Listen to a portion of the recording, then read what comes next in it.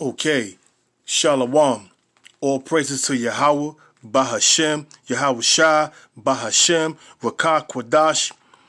Double honors to the apostles and the elders of Great Millstone, and salutations to you Akim out there that push this road in truth and in sincerity. Hey Akim, I ran across this video.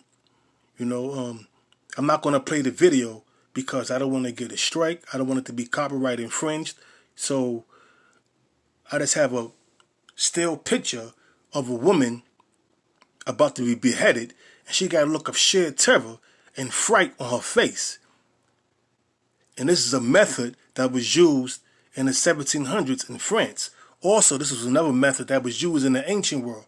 Case in point, John the Baptist was beheaded. He was beheaded also for the word of the Most High. So that's going to come back, but on this time on a larger scale, because we're approaching the end of Esau, the so-called white man's rulership. So he's going to come down having all kind of hell. And this is going to happen during the time of martial law, when they doing door-to-door roundups, tossing people head first into different buses, vans, trains, lead them to the nearest concentration camp. And within them concentration camps, you better believe that they have at least 2 guillotines there waiting to perform executions on the masses. There's going to be so much death and blood and destruction, so much death, blood, that, hey man, it's going to be crazy at that time. So, without further ado, I'm going to get into these scriptures. Because this is a method that they plan on using in the time that's coming. Jacob's trouble. This is 2nd Ezra chapter 16. Matter of fact, I'm going to go to 15. 2nd Ezra chapter 15, verse 14. Woe to the world and them that dwell therein, for the sword and their destruction draweth nigh. And that guillotine is a sword, man. That guillotine is the sword, and it says, for the sword and their destruction draweth near, and one people shall stand up to fight against another, and swords in their hand, which is the modern day gun. And that's talking about race riots, race wars. That's talking about insurrections. It says, for there shall be sedition among men. Now that word sedition is an uprising against a government or a monarchy. And that's what's going to happen. That's what's going to happen. It's going to be uprising against the government. And all hell is going to be breaking loose. Why? For the draconian laws that they are passing. Why? For all the hell that they're going to bring upon the people during the time of martial law. And they're not going to call it martial law. They're going to call it a state of an emergency. Whereas whoever is the sitting president is going to declare, and this is a state of emergency. In all actuality, is martial law, and they're going to be going door to door, searching for guns, going door to door, kicking your door in 2, 3 o'clock in the morning, 4 o'clock in the morning when you sleep in bed, and cart you out, whether it be in the summertime, whether it be in the wintertime, what you have on while you laying in your bed, and they're going to toss you head first into a van or a bus or whatever they have waiting out there to cart your ass off to that nearest concentration camp. It says, for there shall be sedition among men, and invading one another.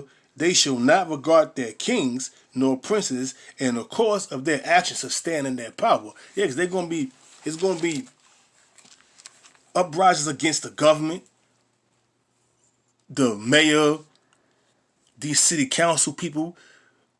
They're going to be targeted too as well. That's invading one another's space, going in their house, beating the shit out of them, taking their goods, whether their women get raped, their daughters get raped. That's yet to be seen, but that is a possibility because that's going to happen. That's going to happen. And guess what? The method of punishment is going to be the guillotine. Once you get into that concentration camp, if you don't abide by the rules, if you don't take that off of the microchip, they're going to behead you. They're going to fuck you up. It says, A man shall desire to go into a city and shall not be able. And that's talking about martial law. Or should I say, what the government going to call a state of an emergency. For because of their pride, the city shall be troubled. Trouble with what? Riots, race wars, insurrection, sedition, fires burning, people going up against the police. It says, for because of their pride, the city shall be destroyed. The city shall be troubled. The houses shall be destroyed, and men shall be afraid. The house is going to be destroyed. Do what? These Gurkha troops, the UN troops, the National Guard kicking your door in, ramshacking your house, carting you off to the nearest van that's to take you to the concentration camp, where you're going to be processed, chipped, and perhaps let back on to society if you're willing to be chipped, where they could track your every move.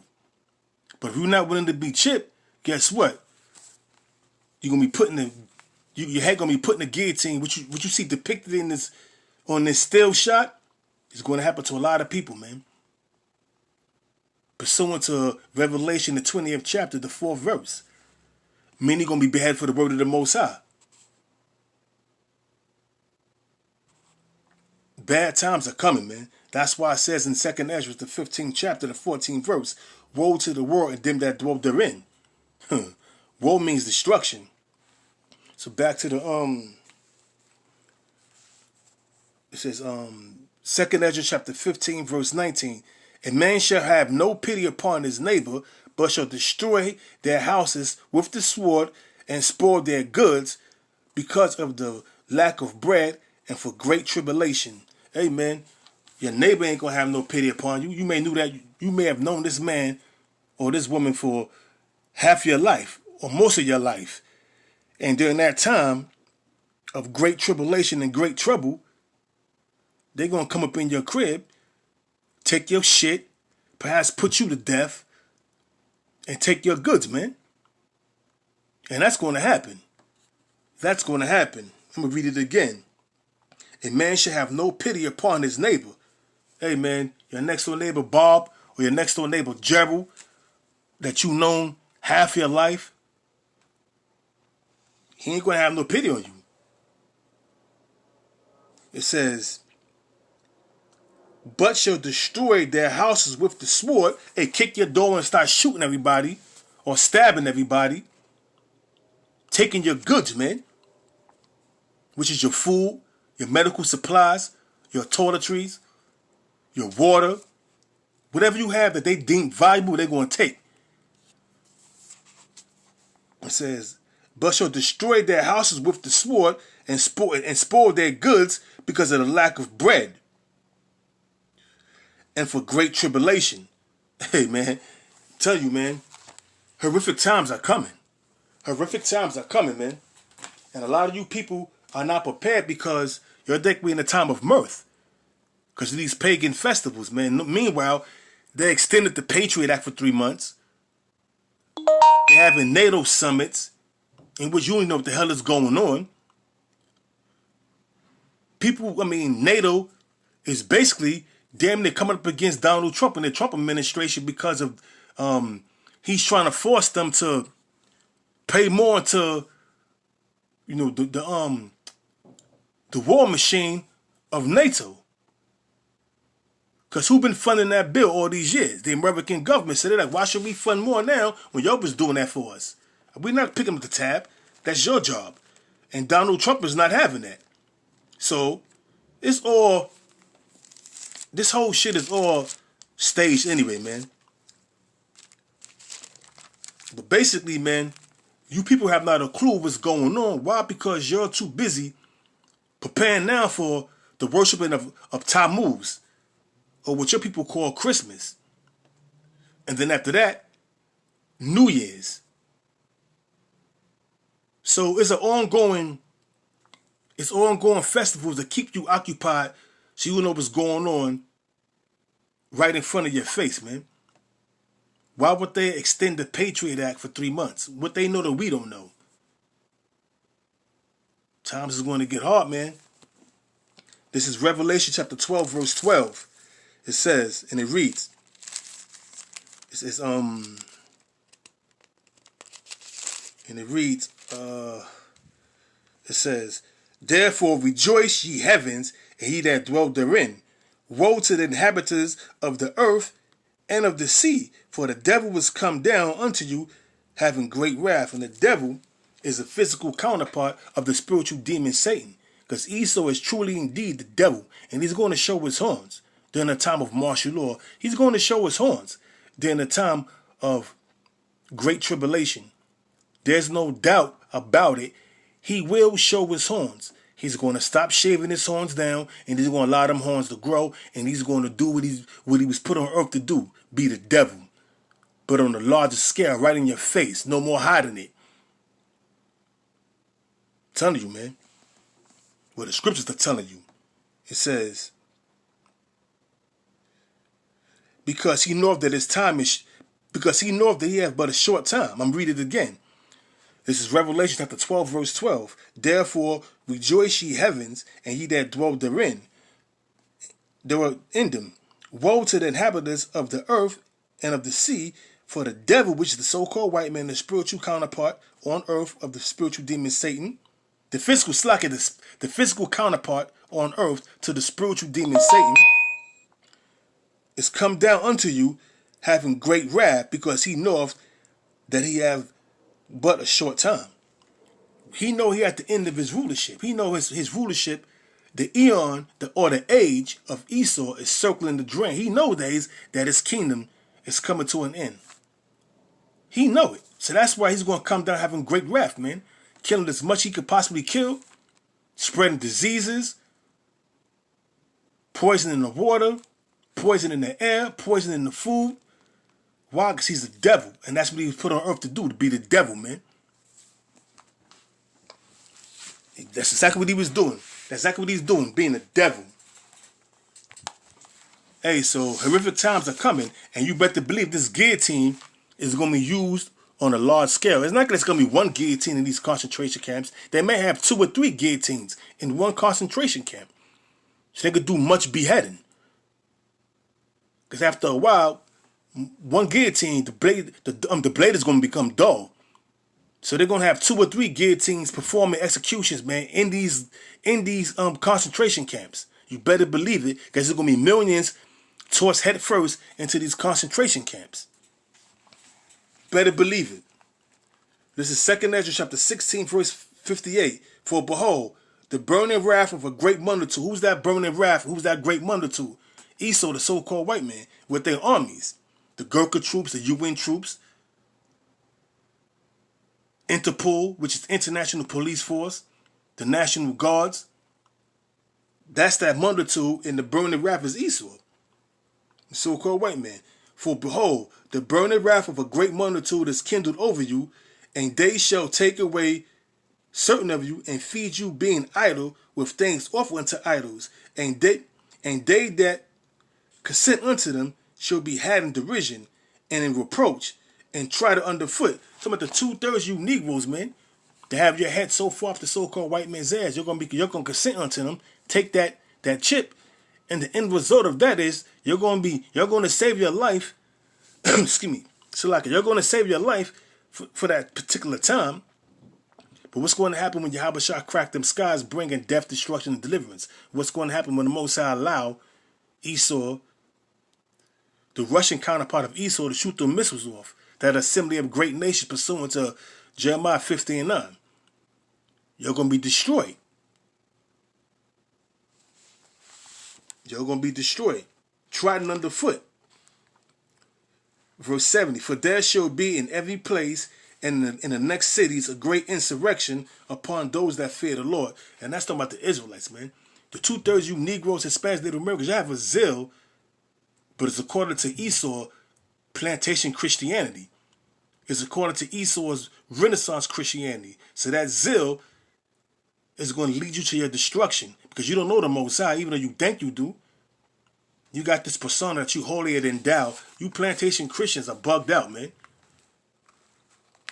It says, so this referring to the Israelites, man.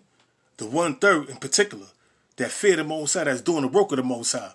That's out there in the highways and the byways putting up videos. Being diligent, faithful, teaching 100% truth. Not 95%, not 90%, not 99.9%, 100% truth.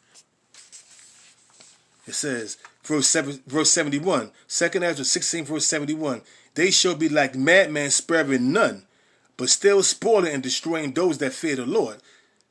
Verse 72, for they shall waste and take away their goods and cast them out of their houses. Yeah, door to door searches, kicking your door in 3 o'clock in the morning during the time of martial law. Them Gurkha troops, them UN troops, them Interpol, and most of them troops are not going to understand any English, especially them Interpol, International Police Force, because it's the international body of police from different nations, man. They ain't going to understand anything that you have to say, man. Neither are you going to understand what they have to say.